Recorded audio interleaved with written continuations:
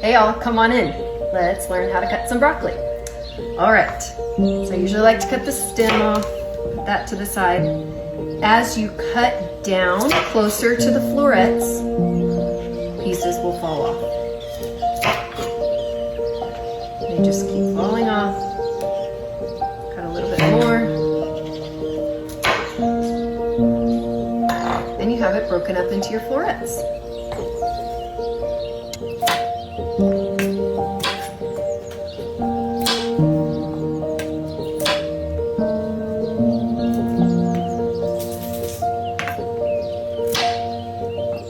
No need to worry, I'm not wasting the ends. They're going to my dog. He loves broccoli. Are you waiting for some broccoli? Here you go, puppy. Oh, you don't want to eat in front of the camera.